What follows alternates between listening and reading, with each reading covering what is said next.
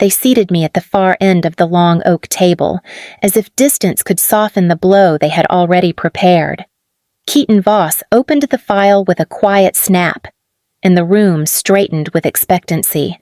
My mother, Seraphine, rested her hand on my brother's arm as if preparing him for coronation. My father, Lucien, leaned back with the confidence of a man who believed he had already won by simply being present. This is an original story written by the author of the Revenge Pulse channel, built from familiar social issues with the purpose of helping viewers reflect, heal, and draw meaningful lessons. The content is not intended to depict any real individual. Keaton began without ceremony. To Dorian Evers. He read, "Your grandfather leaves a trust in the amount of $5,200,000, along with oversight of the Evers properties located across the upper Midwest." Dorian's smile widened with every syllable. Seraphine murmured, "As it should be," her voice smooth and practiced. Keaton turned the next page. To Nadia Evers. I felt every gaze shift not with curiosity, but with dismissal already prepared. Keaton cleared his throat. "Your grandfather leaves a single check in the amount of $10. A soft laugh escaped my mother, the kind she used when she wanted the room to agree with her cruelty. "A symbolic gesture," she said, "fitting." My father added, "Some people benefit from modest starts." His eyes never met mine. Dorian leaned forward, offering a smirk. "Try not to spend it all in one place." The check slid across the table, thin and mocking. I did not reach for it. I kept my hands in my lap where they would not betray me. Keaton hesitated before lifting a small sealed envelope. "There is one more item. This is addressed specifically to Nadia." For the first time that morning, Seraphine's perfect composure wavered. "That must be a clerical leftover," she said quickly. "Anders was sentimental. He kept things." Keaton did not offer it to her. He placed it in front of me with deliberate care. "The instruction says it must be delivered directly."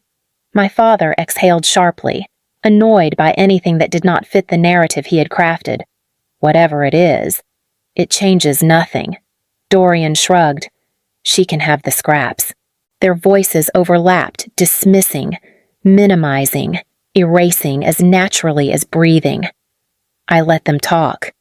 The envelope rested beneath my fingertips, light as breath but heavier than every word spoken in that room.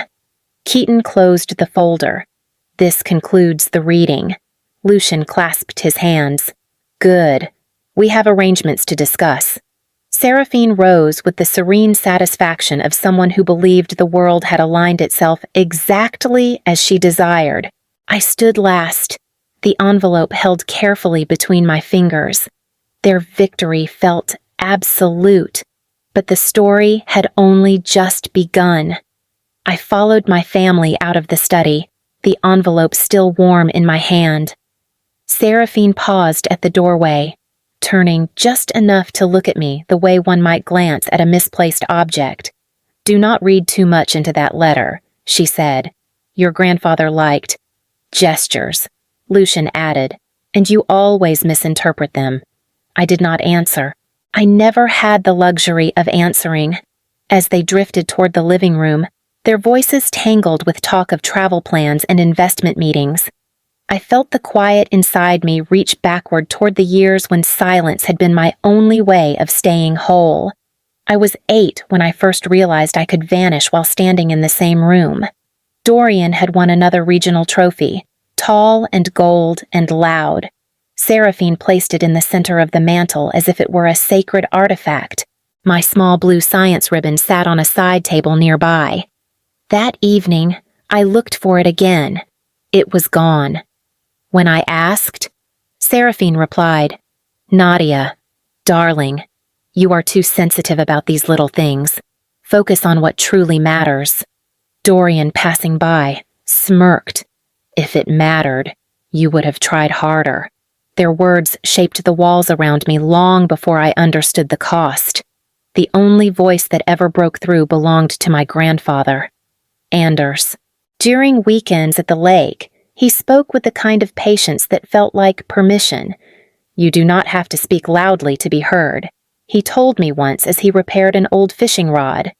You just have to listen longer than the others. I remember nodding, unsure what he meant. He smiled, noticing my confusion. Still water shows you everything. Nadia, people show you even more.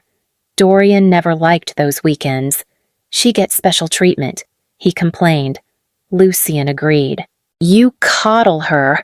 Father, Anders only said. I teach her.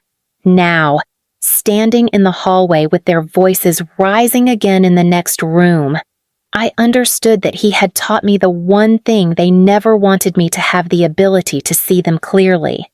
The envelope in my hand was not a gesture. It was a beginning. By mid-afternoon, the lake house no longer felt like Anders's. It felt like a showroom my parents were eager to liquidate. Lucian stood over a cluster of framed photographs, flipping each one to inspect the maker's mark on the back. Seraphine moved methodically through drawers, muttering values under her breath like she was reciting scripture. This piece alone could bring in $30,000, she said, tapping a frame. Father never appreciated what he had. Lucian replied. He appreciated sentiment. That is why the estate needs our guidance now. I stepped into the doorway. Their conversation halted just long enough for them to acknowledge my presence without actually looking at me. There you are, Seraphine said. Do not hover. We are sorting things that require actual responsibility. I lived here too, I said quietly. Lucian scoffed. You visited. That is not the same. Dorian entered behind me. Sipping from a mug he had no intention of finishing. Maybe you should let them work, he said. This kind of pressure does not suit you. It is not pressure, I answered. It is grief. He laughed softly. You always make everything emotional. Seraphine waved her hand. Enough. Nadia, your father and brother have important decisions to review.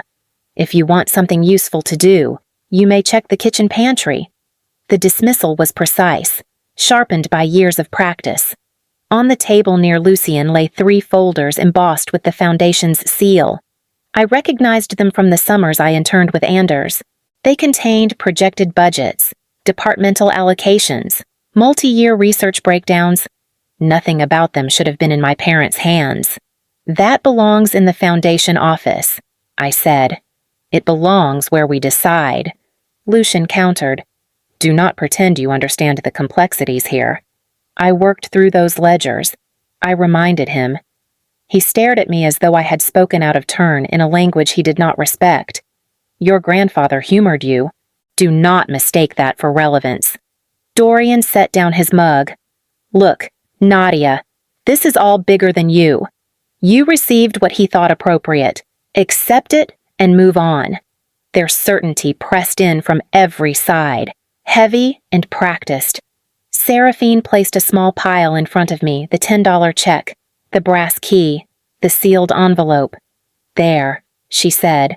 Your portion, Lucian added. You have always been better at earning your own way.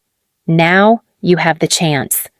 Dorian smiled, pleased, and no pressure. It is only $10. I picked up the envelope. It weighed almost nothing, but something inside the room shifted, something none of them seemed to feel. Their voices resumed strategizing, calculating, dividing what they believed already belonged to them. I stepped backward, the envelope tight in my hand. For the first time that day, I knew I would not stay. I left the lake house without announcing it. Their voices followed me only as far as the porch, Lucian outlining timelines, Seraphine correcting valuations, Dorian laughing at something that had never included me.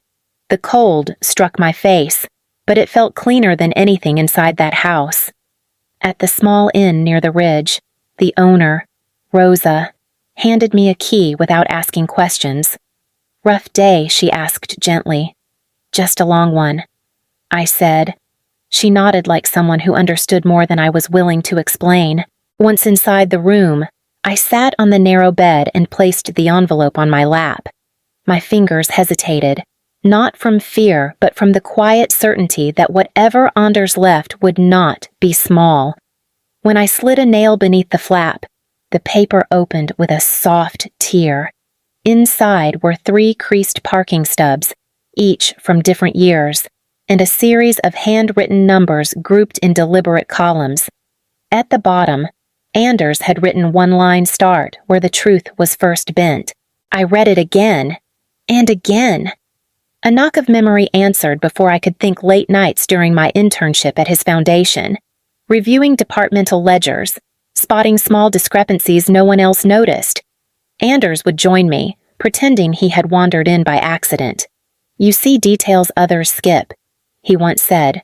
"One day that will matter." Looking at the numbers now, I felt the same quiet recognition. These were not random. They aligned too neatly with the codes used in the Foundation's internal archives. I pulled my laptop from my bag. The familiar spreadsheets began to open, and my breath steadied. This was the one place where their voices had never followed me. I spoke aloud without meaning to. "You left me the beginning." As I compared the stubs to archived activity logs, a pattern formed: transactions just under review thresholds, repeated every quarter, routed through an entity I recognized: Northleaf Consulting. My father had once called it a minor advisory partner.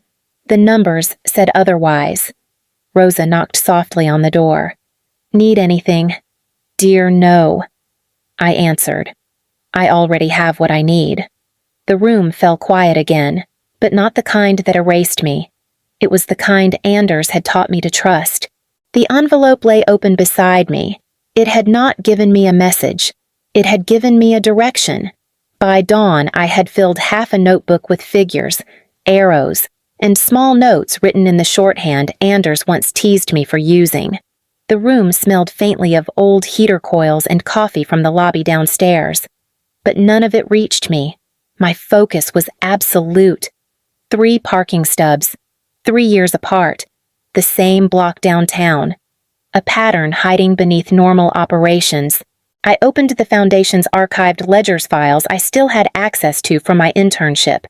Just temporary clearance. Anders had said back then, "Keep it as long as it is useful to you." I used to think he meant for my learning. Now I understood he had meant for something else entirely. As the documents loaded, I whispered the key phrase he'd written, "where the truth was first bent."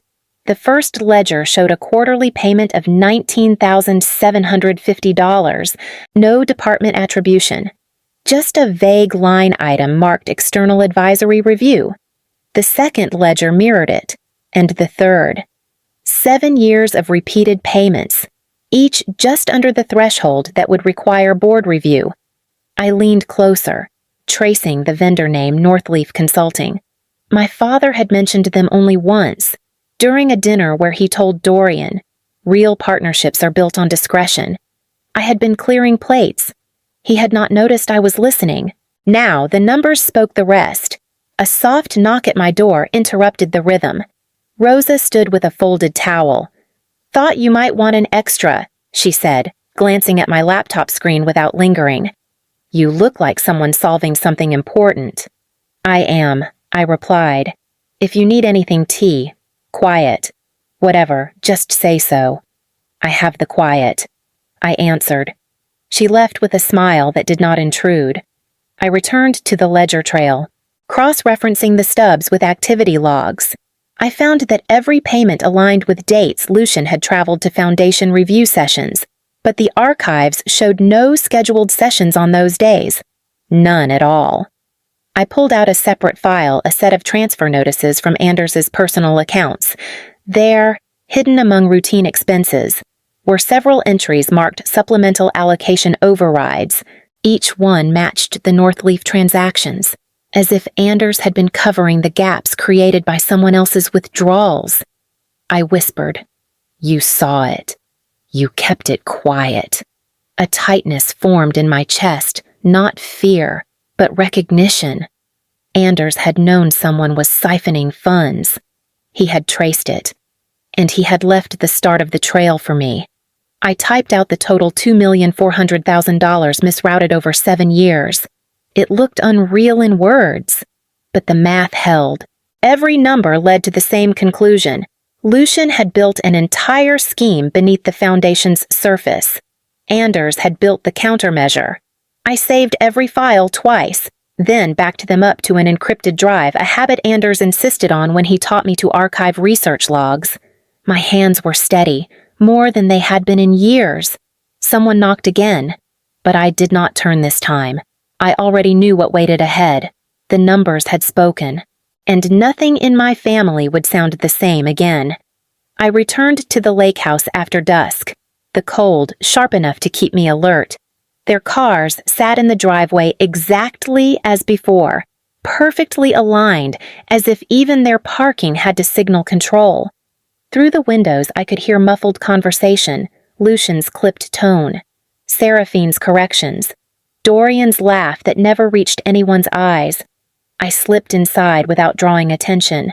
They were gathered in the living room, arguing about projected returns from Anders's properties. "We need immediate appraisals," Seraphine said. "The foundation will not manage itself," Lucian replied. "Dorian should take lead. Nadia has no role in any of this." I moved past the doorway before they could notice me. The study was dimly lit, a single lamp casting a soft glow over Anders's old desk. I knelt before the locked cabinet and pressed the brass key into the slot. It turned with a quiet click that made something in my chest tighten.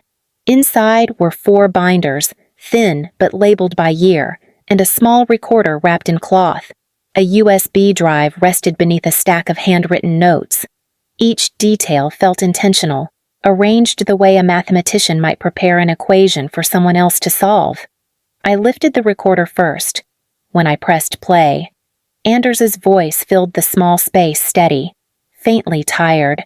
"If you are hearing this, then you followed the numbers correctly," he said. "Trust your work, Nadia. It will not fail you." I covered the speaker quickly, not wanting the sound to carry. The steadiness in his tone made my throat tighten. From the hallway, Seraphine's voice rose. "She is not here. Lucian, she left." "Finally some sense," Dorian added. "Good. This is not her world." I touched the edge of the cabinet door. "It is now," I whispered.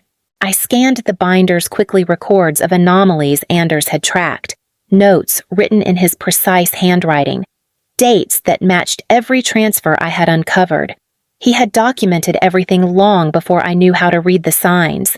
In the corner of the study, above the bookshelf, a tiny lens reflected the lamplight, a security camera legal, visible if you knew where to look. He had not hidden it. My parents had simply never bothered to notice anything not meant for them. I closed the cabinet, locked it carefully, and slipped the USB into my pocket. Their voices carried down the hallway again, confident and loud. They believed the house, the assets, the narrative. They believed all of it still belonged to them. But Anders had already written a different ending. And tonight, I had taken the first piece of it back. Morning light cut across the floor in a thin silver line when I returned to the lake house. Lucian and Seraphine were already dressed as if preparing for a meeting they expected to dominate. Dorian hovered near them, straightening a tie he did not need. Seraphine looked at me with polite irritation. "You should have stayed at the inn." "We have business to finish," Lucian added. "Your presence only complicates things." Before I could answer, a firm knock sounded. The room immediately shifted, shoulders tightened, expressions rearranged into something performative. Dorian murmured, "Finally, the appraiser." But it was not an appraiser. Keaton Voss stepped inside, carrying a folder and a small device. Lucian frowned. "We did not schedule a second meeting." Keaton nodded once, unsmiling. "This is not a meeting. This is the execution of Anders Evers's final directives." Seraphine crossed her arms. "The will was read yesterday. This is not the will." He placed the device on the table and pressed play. Anders's voice filled the room, calm, deliberate, unmistakably in control. If this is being heard, then certain conditions have been met. I trusted my family with stewardship. Some chose self-interest instead. Lucian stepped forward. This is unnecessary. Keaton raised a hand to silence him. The recording shifted to footage Seraphine and Lucien in the study, rifling through Anders's belongings, discussing valuations like traders hungry for leverage. Dorian whispered, "Mother." She snapped. "It is out of context." More footage financial documents projected onto the device's screen. Line after line of $19,750 transfers, 7 years of them. Northleaf Consulting. Each one stamped with Lucien's initials. Seraphine's voice trembled. "This is private material." Keaton opened the folder. "These are Anders's signed directives. Lucien and Seraphine retain only their personal assets. Dorian retains his trust. All remaining assets, including controlling interest in the Anders Evers Applied Sciences Institute, transfer to Nadia Evers alone." Lucien's voice cracked. "Absolutely not. This can be contested." "If contested," Keaton said, "every asset defaults entirely to the Institute." That was Anders's condition. Silence pressed into the room. Then Dorian lunged toward me, anger breaking fully through his practiced charm. "Why you? What did you ever do to earn what belongs to this family?" I met his eyes. "I earned what he saw. You earned what they needed you to be." His mouth tightened, but he had no answer. Keaton closed the folder. "All that remains is acknowledgement." Lucian sank back, defeated.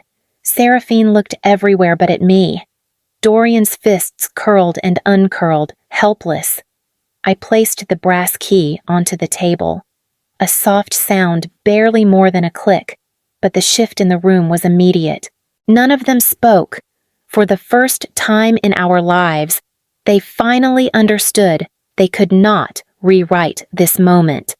Anders already had. When Keaton left, the house felt hollow, not peaceful, just emptied of the authority my parents believed they owned. Lucian stood rigid near the window, jaw set like he was holding himself together by force. Seraphine gripped the back of a chair, her knuckles pale. Dorian stared at the floor as if the grain of the wood had betrayed him. Seraphine spoke first, her voice thin. "Nadia, this outcome harms everyone. You should reconsider how you proceed." I stepped toward the table where Anders's folders remained. "You never reconsidered anything when it came to me." Lucian turned sharply. "You think this makes you superior?" "No," I said. "It makes me responsible." Dorian finally looked up, eyes dark with resentment. "You will tear this family apart. It was already torn," I said. "You just never felt the edges." No one answered after that. They left one by one, Lucien first, rigid and furious. Seraphine behind him, still performing grace. Dorian last, shoulders tight with a grief that did not include me. When the door shut, the echo settled into something steady. The house felt different, not because they were gone, but because I no longer stood in the space they carved for me. Anders had left me more than power. He had left me the room to breathe. When the house finally settled into silence, I opened the last envelope Anders had left for me. Inside was a short note written in his familiar hand. "Power held quietly endures. The lake will show you the rest if you let it." Beneath it lay a small brass compass, worn smooth at the edges. I carried it to the dock. The boards creaked under my steps the way they had when I was a child trailing behind him. The lake was calm, a sheet of muted silver stretching as far as I could see. I held the compass in my palm. Dorian's voice echoed faintly in my memory. "What did you ever do to earn this?" I closed my fingers around the metal, not to keep it, but to feel the last warmth Anders had left behind. "You trusted me," I whispered. "So I will trust myself." I knelt at the edge of the dock and let the compass slip from my hand. It touched the surface without a ripple. then disappeared into the stillness below. For a moment, I stayed there, not to search for meaning, but to feel the shift inside me settle. Anders had not asked me to carry his direction, only to choose my own. If you have followed my story this far, stay close. There are truths like this in every family, and sometimes hearing one helps us hear our own.